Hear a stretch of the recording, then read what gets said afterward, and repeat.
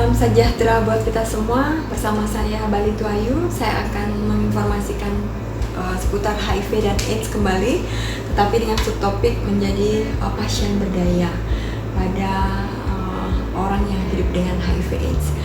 Jadi saya informasikan kenapa kita membahas terkait dengan pasien berdaya.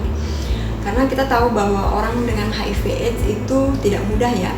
Artinya dia sebetulnya mempunyai masalah yang cukup kompleks, yaitu yang pertama adalah masalah fisik, masalah psikis, masalah aspek sosial juga, dan masalah spiritual. Kadang-kadang dia berpikir secara fisik dia kalau misalnya orangnya HIV, dia masih dalam kondisi sehat, dia masih bingung. Saya dinyatakan positif, kenapa saya masih dalam kondisi sehat seperti itu. Nah, dia berpikir dan bertanya-tanya pada dirinya sendiri seperti itu. Dan masalah itu masalah fisiknya. Masalah fisik yang lain, kalau dia misalnya dalam kondisi sakit, infeksi-infeksi apa yang akan dimunculkan seperti itu, kekhawatiran-kekhawatiran yang muncul terkait dengan masalah fisik. Nah, masalah psikis adalah yang pertama, bagaimana dia memaintain pikirannya sebagai seorang yang positif, bagaimana dia memanage agar tidak merusak pikiran-pikirannya, artinya mempunyai pikiran atau mental yang lebih sehat gitu. Jadi mempunyai masalah psikis, bagaimana dia tidak rumit dengan masalah-masalah psikis yang dia alami. Masalah sosial, jadi stigma dan diskriminasi ya yang sering dialami oleh teman-teman yang positif. Jadi kadang-kadang mereka tidak diterima di lingkungannya, misalnya di tempat tinggalnya seperti itu. Jadi stigma dan diskriminasi yang dialami oleh teman-teman yang HIV dan AIDS. Nah, masalah yang lain lagi adalah masalah spiritual. Dia akan berpikir apakah ini karena norma, karena menyalahi norma kah gitu. Jadi karena korelasinya selalu orang berpikir bahwa HIV dan AIDS sebetulnya bukan masalah norma ya, tapi ini masalah penyakit. Tetapi karena ini korelasinya selalu dihubungkan dengan seksual, makanya orang selalu berpikir bahwa HIV dan AIDS ini adalah kaitannya dengan moralitas atau masalah norma-norma, atau kaitannya dengan korelasinya dengan spiritual, kurang lebih seperti itu. Jadi ada beberapa masalah yang dialami oleh teman-teman yang HIV yang dampaknya kemana-mana gitu. Nah, kembali ke topik pasien berdaya. Kenapa membahas pasien berdaya ini penting? Karena kita tahu bahwa obat HIV baru diketahui, baru ditemukan, dan juga tahun 2003 baru diketahui bahwa obat ARV baru ditemukan khususnya di Indonesia. Dan ini pun juga hanya bisa mengendalikan replikasi atau menekan jumlah virus di dalam tubuhnya saja. Tapi obat ini tetap harus diminum seumur hidup. Nah, tentunya di sini penting sekali menjadi seorang pasien berdaya buat teman-teman yang HIV khususnya, karena yang pertama dia harus bisa proaktif gitu ya.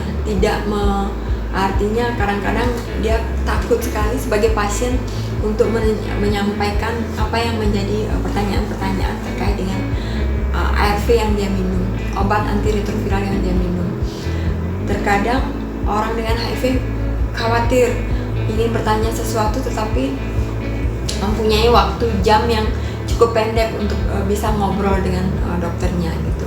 Nah, menjadi pasien berdaya di sini dituntut adalah yang pertama, dia proaktif mencari pengetahuan dasar terkait dengan penyakit dan perawatannya gitu. Kurang lebih seperti itu. Menjadi pasien berdaya, dia mengetahui dan mencari informasi yang lebih banyak lagi terkait dengan pengetahuan mengenai HIV, bagaimana pengobatannya, bagaimana perawatannya, bagaimana efek samping seperti itu. Nah, menjadi pasien berdaya itu penting untuk teman-teman yang HIV dan AIDS gitu.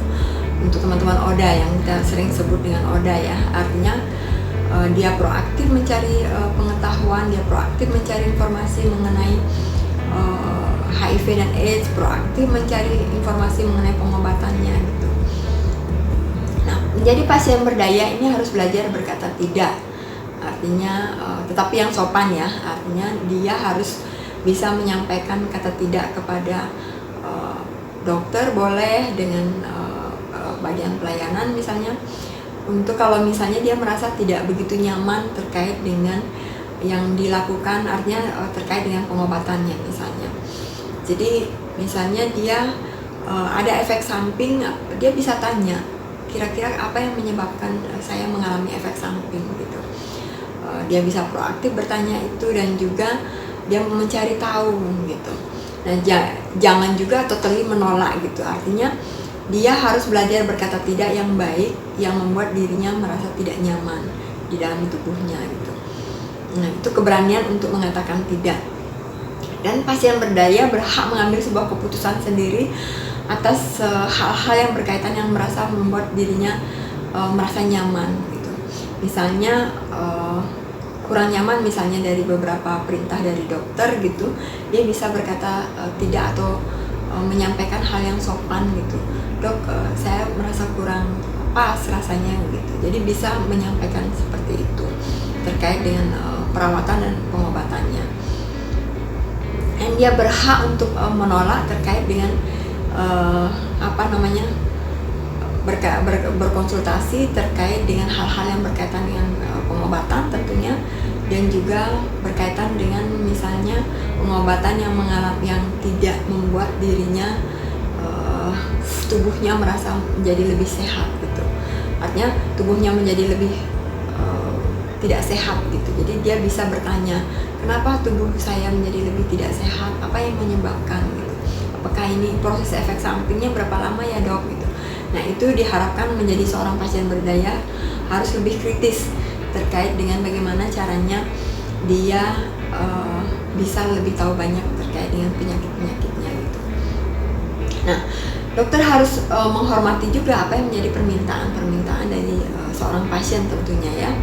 Jadi merasa ditolak bukan berarti kita tidak menghargai apa yang menjadi pendapat dokter, tetapi artinya kita belajar, sama-sama belajar antara dokter dengan pasien di sini. Artinya proses penerimaan itu sebaiknya bisa terjadi gitu. Nah, apapun yang berkaitan dengan pasien berdaya di sini, yang paling penting adalah bagaimana kita seorang pasien berhak mendapatkan perawatan dan pengobatan, kurang lebih seperti itu. Nah, kita sangat berharap sekali sebagai seorang pasien apa yang dibutuhkan dari pasien berdaya pada orang yang melayani gitu. Yang paling pertama adalah kita sangat membutuhkan itu dokter atau perawat kesehatan yang artinya memiliki rasa empati kepada pasien yang positif gitu, kurang lebih begitu. Terus bisa dipercaya. Jadi dokter bisa dipercaya, bisa open minded gitu ya, bisa terbuka, dia bisa diajak bercerita gitu, tidak menghakimi seperti itu. Terus dia bisa memberikan perhatian yang bisa memberikan feedback gitu, kurang lebih. Dan juga bisa memberi kira-kira apa ya solusi yang terbaik yang untuk teman-teman orang dengan HIV/AIDS gitu. Kurang lebih seperti itu yang bisa saya bagikan. Intinya adalah saya bisa simpulkan bahwa menjadi seorang pasien berdaya, dia harus bisa proaktif mencari pengetahuan terkait dengan penyakit dan pengobatannya. Terus yang kedua, dia bisa menyampaikan dengan belajar untuk berkata tidak, yang berkaitan dengan sopan tentunya ya, berkaitan dengan penyakitnya, kalau misalnya terkait juga dengan pengobatannya, kalau misalnya kurang nyaman terhadap tubuhnya. Dan juga dia harus tahu hak-haknya dia sebagai pasien, bahwa dia juga berhak untuk mendapatkan akses perawatan dan pengobatan. Kurang lebih seperti itu. Oke, saya tutup dengan salam sejahtera buat kita semua. Terima kasih.